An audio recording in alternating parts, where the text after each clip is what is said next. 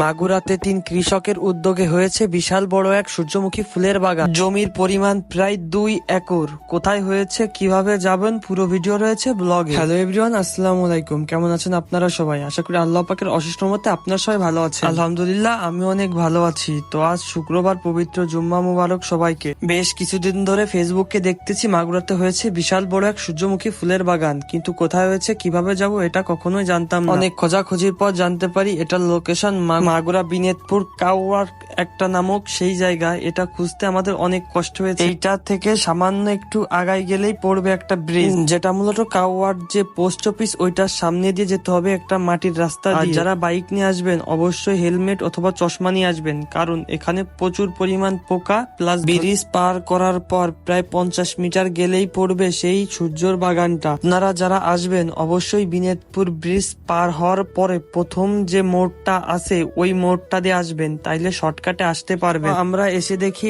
এখনো কোনো লোকজন অতটাও আসে নাই, কারণ আমরা নামাজ শেষ করেই বেরিয়ে পড়ছিলাম, কারণ আমরা লোকেশন জানতাম না। এই কারণেই মূলত তাড়াতাড়ি আসা। তো অনেকক্ষণ খোঁজাখুঁজির পর আমরা সূর্যমুখীর বাগানটা পাই। তো আমরা আসার পর অনেকে আসতে দেখলাম আস্তে আস্তে। আর এই যে বাগানটা দেখতে পাচ্ছেন, এটার জমির পরিমাণ প্রায় 2 একর। এখানে মূলত 3 জন কৃষকের প্রায় 2 একর জমি নিয়ে এই সূর্যমুখী ফুলের চাষ করা হচ্ছে। এখানে কোনো জায়গা ফুল অলরেডি ফুটে শুকাই গেছে, আবার কোন জায়গা ফুল মাত্র ফুটে। এই যে পাশে যে ভুঁইটা দেখতেছেন আর কি সূর্যমুখী ফুল, তো এইটা শেষ হয়ে গেছে ফুটে। আর এখন যেটা দেখতেছেন এইটা হচ্ছে নতুন ফুটতেছে আস্তে আস্তে। তো এইটাও মনে হয় কিছুদিনের মধ্যে শেষ হয়ে যাবে। তো আর দেরি না করে এখনই চলে যান ফুলের বাগান দেখতে, নাইলে বেশি দিন আর থাকবে না। আজকের ভিডিও এই পর্যন্ত, সবাই ভালো থাকবে।